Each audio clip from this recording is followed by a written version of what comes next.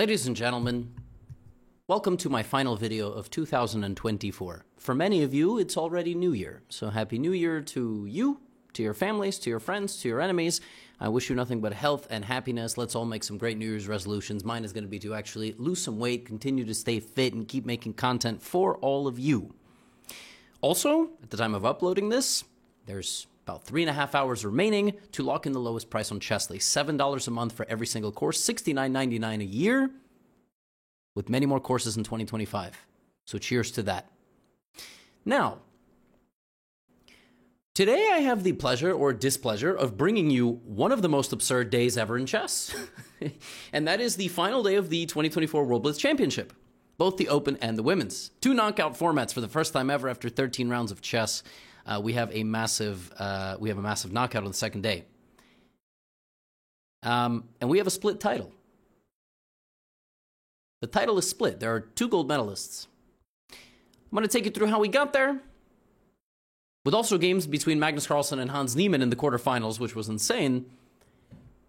And then I'm going to give you my thoughts. So, let's go. I've got a New Year's party to host. First of all, in the quarterfinals, we had Magnus Carlsen and Hans Niemann. We also had Jan Nepomniachtchi versus Volodar Murzin, Jan Krzysztof Duda versus Fabiano Caruana, and Wesley So versus Alireza Firouzja. Massive matchups.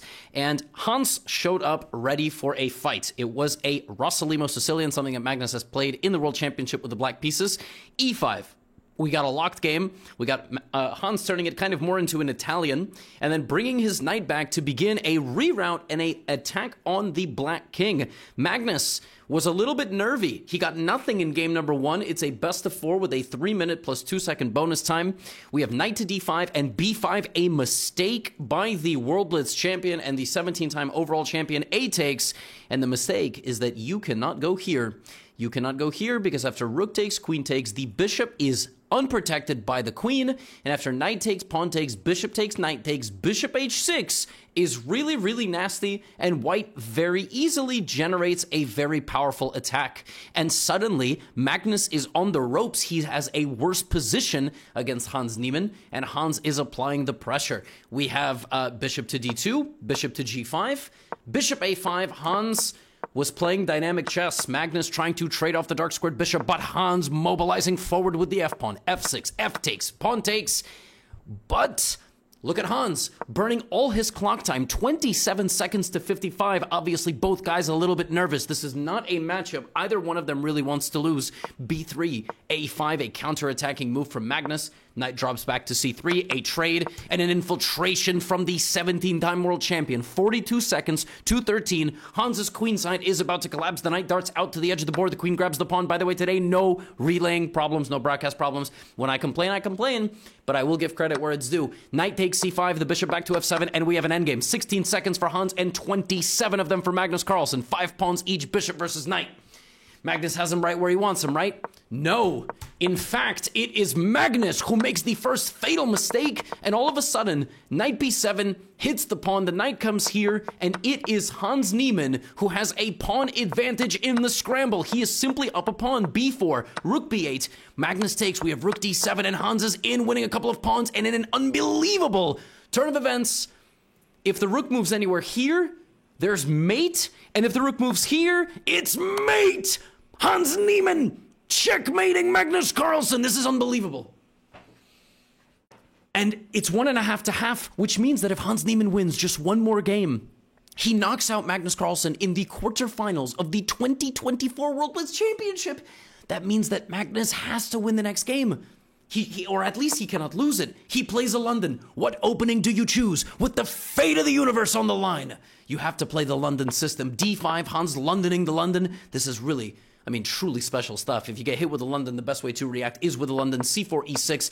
But Hans misplays this, and I feel like a little bit of the adrenaline was carrying over from the previous game, and Magnus gets a very, very pleasant position that looks like this, with the rook on c1 and the rook on d1. This is a Queen's Gambit decline setup, except black somehow doesn't have a dark squared bishop, and white has a bishop pair. So this is a very nice position to slowly massage the opponent. Well, hopefully not. I don't think either of these guys would allow the other person to touch them.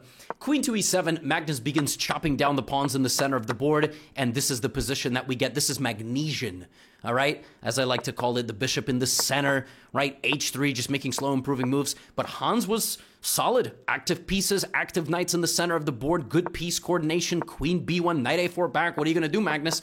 Goes back to c5, and by the way, it looked like they repeated moves there. They never did, right? They never did. It was just a 2-time repetition. a4, Magnus still poking and prodding, but, oh, knight a2 is a mistake. Instead, Hans needed to keep the balance, and he had the balance. He was up 1.5 to half, time is even, but he went for more, and he probably calculated bishop f7, queen f7 defending, but after this move, very simple move, now, look at that. The queen snuck out to attack the rook. The rook's got to go somewhere, and everything gets chopped down, and it is Magnus Carlsen who is up a pawn. A comeback is being staged by the 17-time world champ. This is crazy. His throne was under massive watch there for a moment, and you have to also realize that he was down a game against Sergei Karyakin in the 2016 World Championship. Some of you might have not been alive back then, but yeah, there was chess being played, and also some of you might have not been chess fans back then, but Magnus, no stranger to making comebacks, picks up the knight. Hans had to give it away. If he kept the knight protected like this, he would have lost the queen. Unreal. A comeback. I mean, when Magnus lost this game, I was like, oh my god, this is crazy. Because they played in the Speed Chess Championship, and they have played throughout the year online. Hans has put pressure on Magnus, but he hasn't put him away. To beat Magnus, you have to beat him and keep beating him and like beat him a 7th time in the game and maybe punch the guy, maybe kick him. Like, it's been very, very tense. So it all comes down to either this game or we have a tiebreak. And the way the tiebreak works in the World Blitz Championship is the players basically flip a coin for who gets white and black, and then they just play. There is no Armageddon. Longtime viewers of this channel may remember something called Armageddon. For those of you that don't know what Armageddon is when you play a game where white has to play for a win, black can make a draw, but black starts with less time. More on that later, okay? The tiebreak situation. Hans opens e4.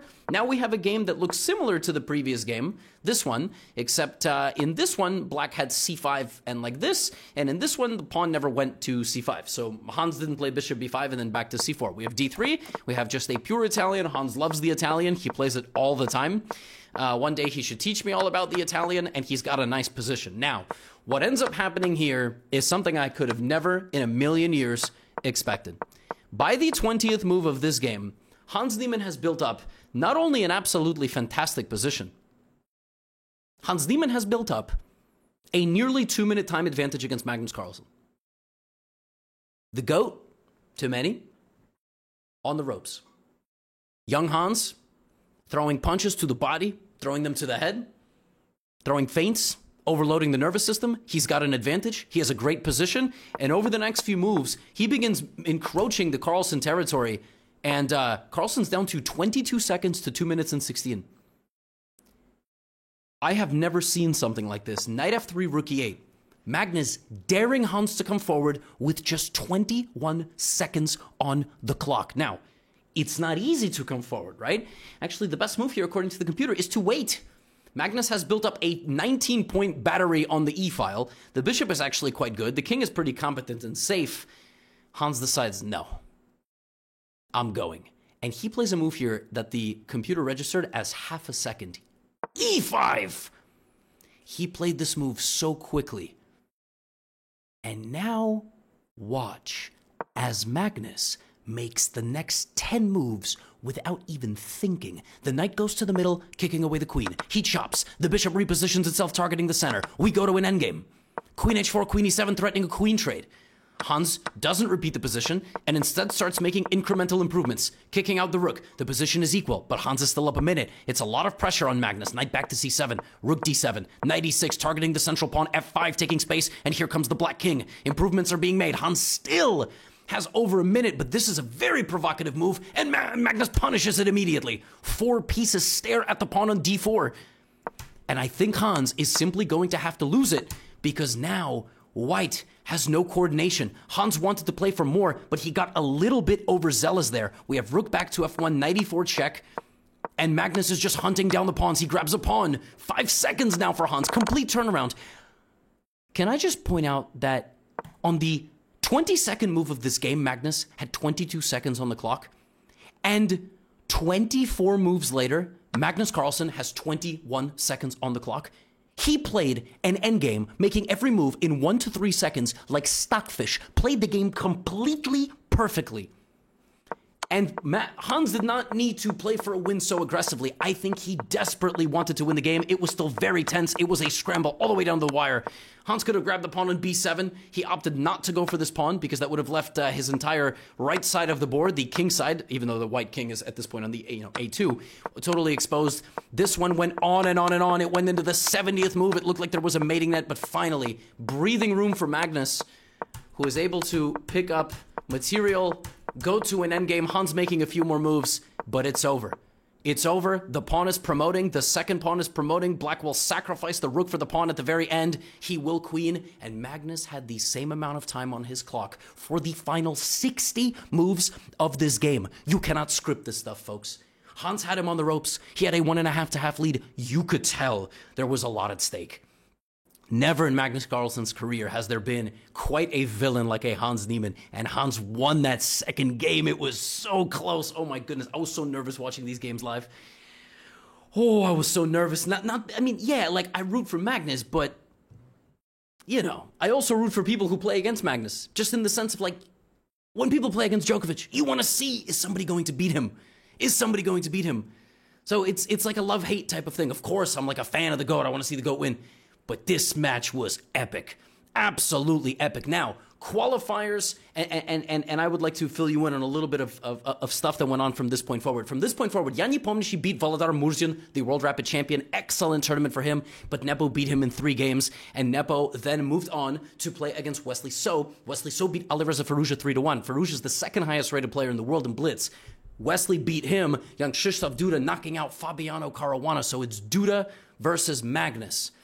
Magnus beat Duda 3-0. I spoke to Duda, very nice guy, gentleman, but he was very disappointed in his own play. This match, these final 2 games by Magnus, he ended up taking all of that momentum into the rest of the event.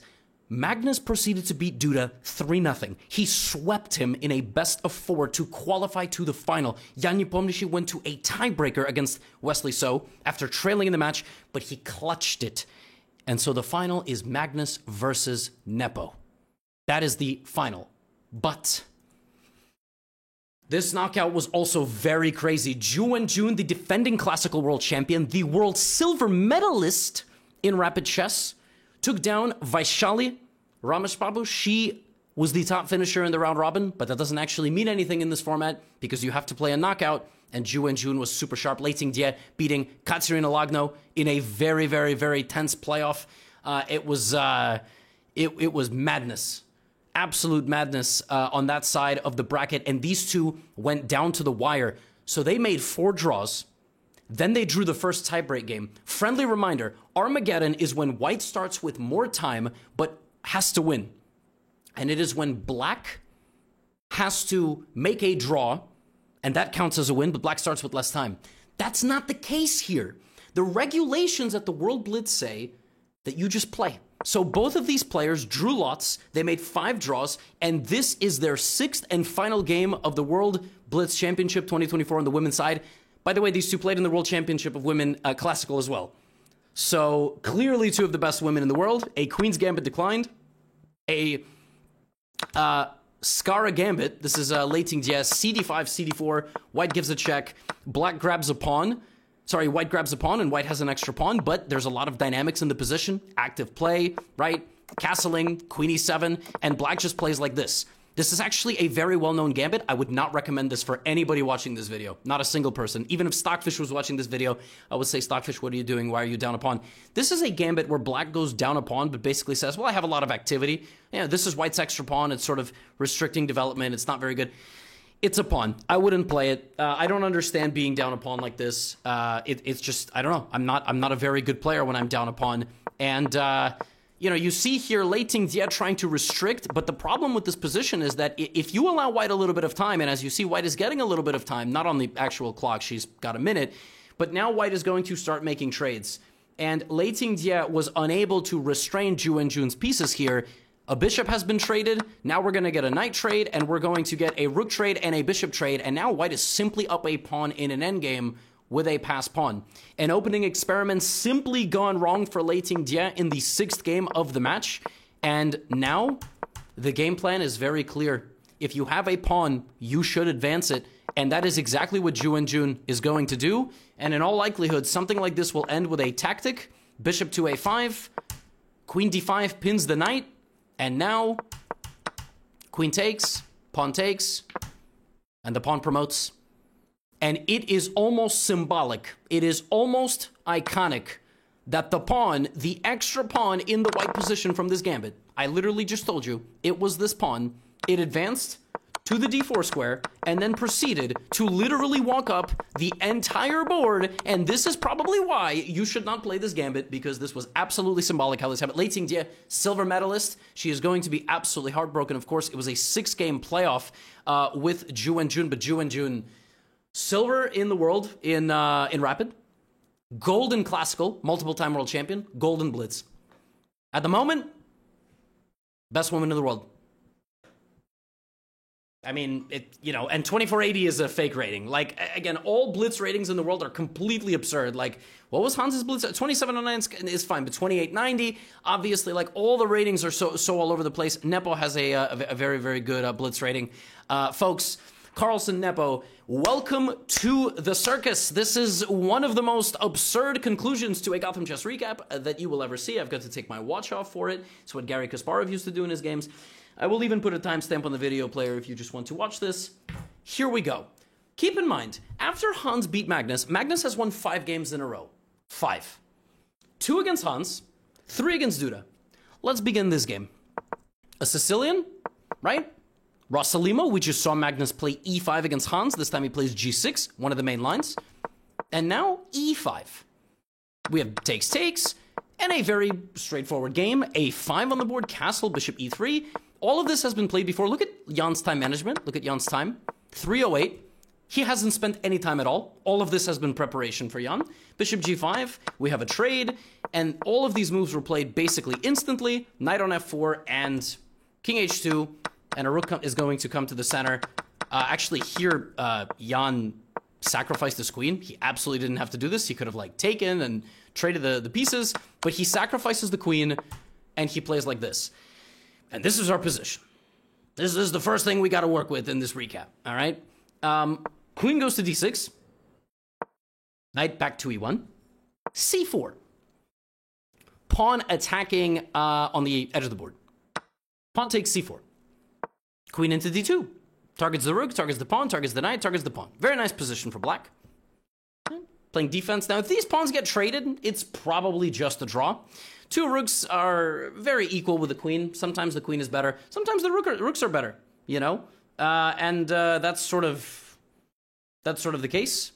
But in this game, Magnus keeps bothering Jan, and he wins the pawn on c4. Jan getting down to a time trouble. Magnus refusing a repetition. It's still a draw according to the computer because it doesn't see a way that black can get this pawn in. But Jan is a human, and all of a sudden blunders a queen infiltration. Here comes this. The king is safe.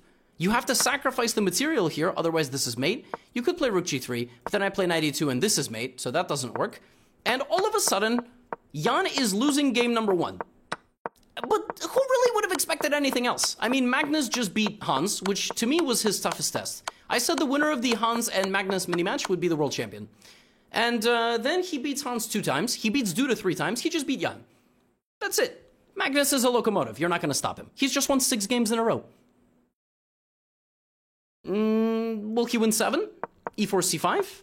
He plays an Alapin. Very solid. He probably felt like Nepo was going to play for a win with black. Bishop e2.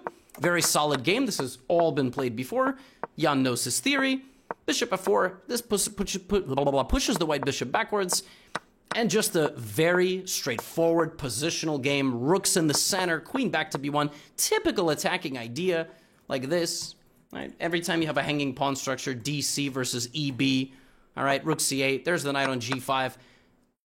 Jan getting rid of it, and Magnus just making a little bit of progress. All of a sudden, though, this black queen is looking a little bit precariously positioned. You can only go back that way. There's nowhere else you can go, and white still has big threats. Rook d7, suddenly the bishop has nowhere to move. And remember when I told you that the queen can only go back that way? Well, if the bishop goes back this way, now the queen can't go back anywhere. And all of a sudden, this man, Jan Nepomniachtchi, left his queen stranded in the center of the board. He spends 51 seconds here, has to completely lose a bishop. And you're looking at the board correctly. Magnus Carlsen has a bishop. Jan Nepomniachtchi does not. It's over. The World Blitz Championship is finished. It's finished. It's 2-0 with 2 games left. All Magnus has to do is make a draw.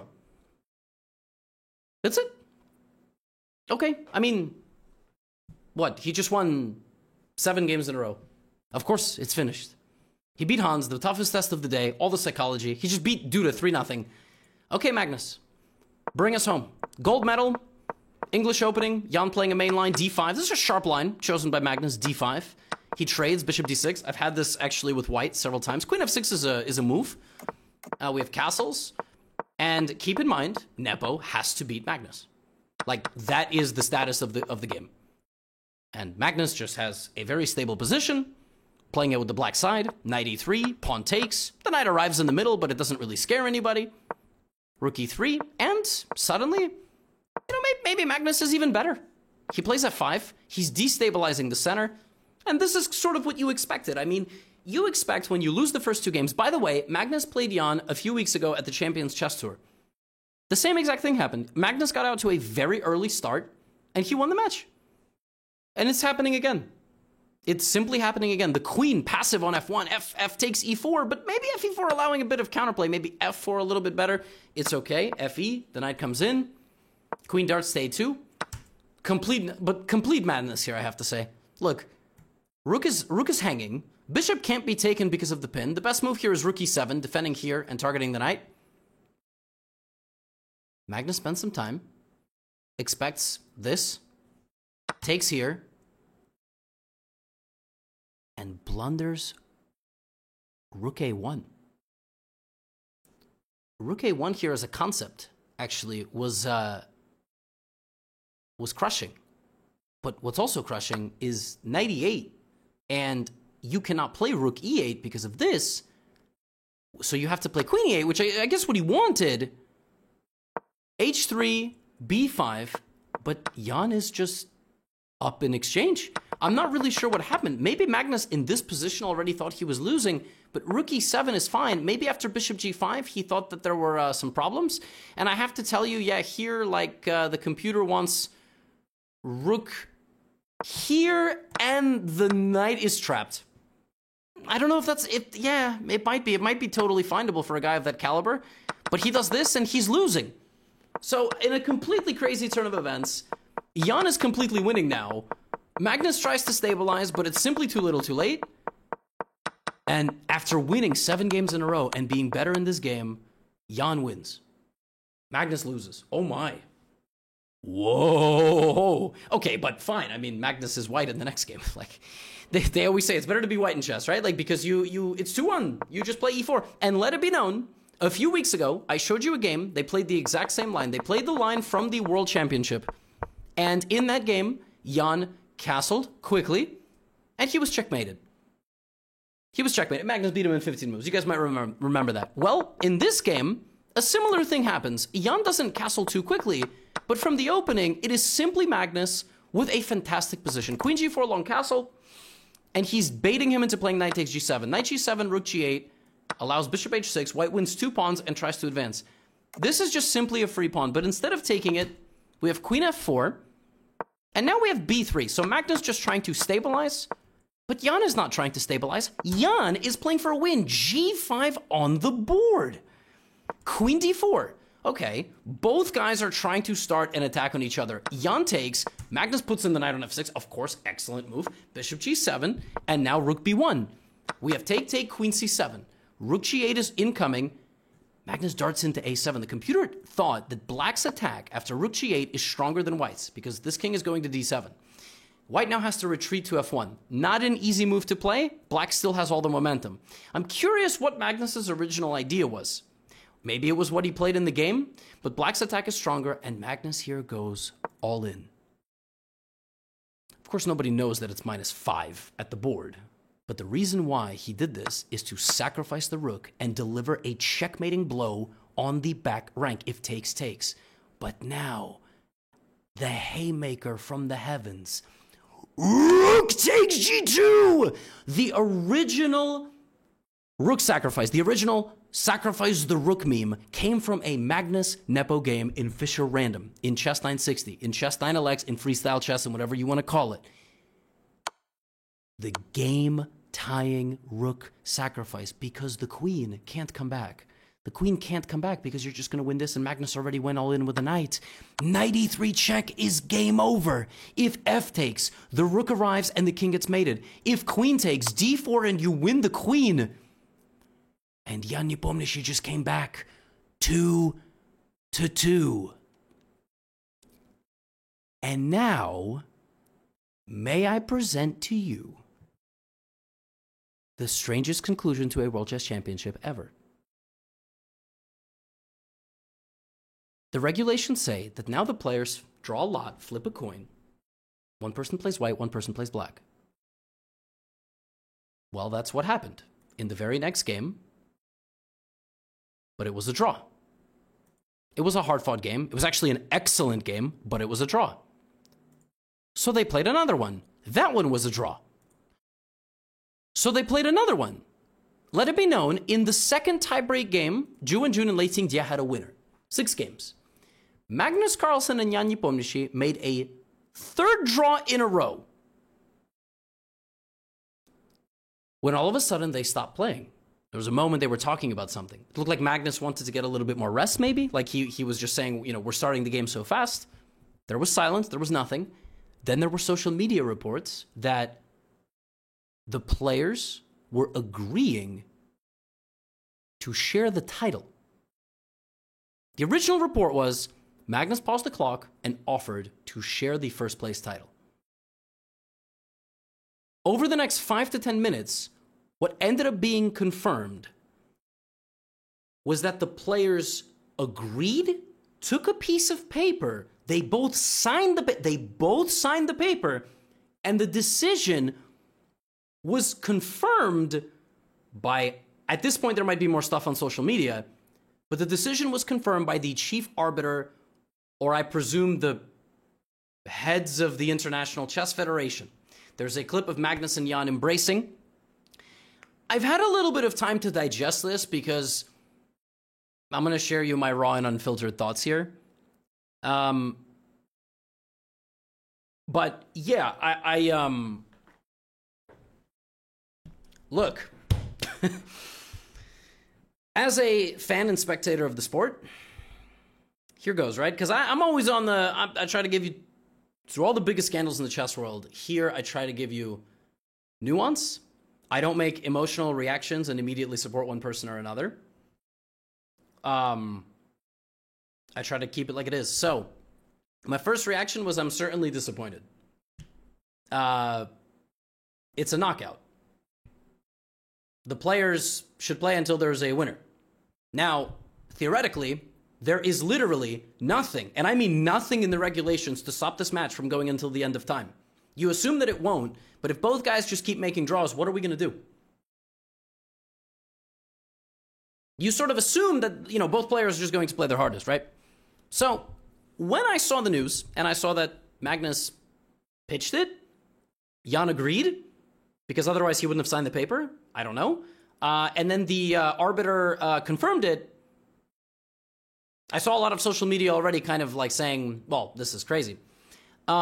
Yeah, no, look, as a fan of the sport, of course, it's the first reaction is I'm disappointed. I wanted there to be a clear champion. I mean, we are watching a knockout system. It feels like there should also always be a winner and a loser, 100%. Like, the rules and the regulations should provide for that. There was no Armageddon, also.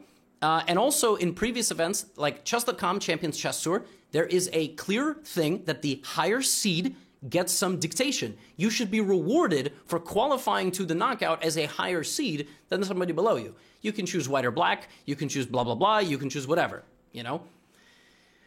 No, I'm definitely disappointed. What is now going to make this much worse, is the fact that the Genes Gate was before this. Like, in some ways, if the whole Genes thing never happened, there wasn't the removal from the tournament for the 9th round, Magnus didn't leave, and then Magnus came back to play the World Blitz after there were conversations with the FIDE president, I actually think this would have been a bit shocking, but somehow less shocking. Because now I've been seeing a lot of conversation about, wow, they changed the rules twice to make Magnus happy. I don't think that that's exactly the case here, because 2 parties had to agree to it. I mean, Nebo could have said no. The chief arbiter could have said no. So it's not exactly the same, but it's going to be bad. Socials are not going to be happy. And I don't really know what to make of it. Now, I will say there's going to be poker, Magic the Gathering fans watching. Poker and Magic the Gathering, this actually happens quite a bit. They chop up the winners. There's very frequently not a winner and a loser. But this is like if 2 NBA teams went to a quadruple overtime and basically agreed the game was a tie. Or in like a penalty shootout, let's say, like in the World Cup, you know, 14-14 round of shooting, and they in the football, soccer, and then they just agree to a tie. I don't love it, you know? I don't love it. Is it kind of cool and symbolic that, like, these guys are longtime friends? They've been friends since they were 12 years old or even earlier. This is Nepo's first world championship. You know, it's his first world championship. He's gotten second a lot. He's the first-time gold medal winner or co-gold medal champion. It's pretty nice. It's pretty heartwarming. That's kind of cool, you know?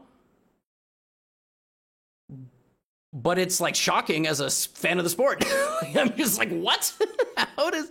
So, look, this is my reaction. At any point during the process, Nepo seemingly could have said no. Let's keep playing. The chief arbiter could, I'm assuming, could have overruled them. Said no. What are you talking about? Of course, you can't split the title. Does Magnus have such an impact that they would just be like, yeah, sure, I have no idea. I wasn't able to chat with Magnus. I'm sure he did a press conference with Jan afterward. But that's where we've landed. We have 2 co-World Blitz champions, very deserving, I have to say, like, just from a competitive standpoint. They played 7 games, they played 14 games, they were completely exhausted.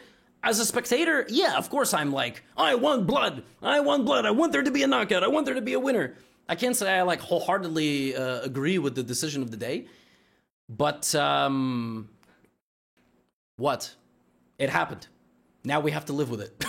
Like, you can't change the past, and this is an hour in the past, but you can't change the past. Like, yeah, I mean, what do you want me to say? So, just like everything, just like in the Genes thing, I was critical of Magnus. I was more critical of FIDE. I was more critical of the dress code and all of that. I was more on one side or another.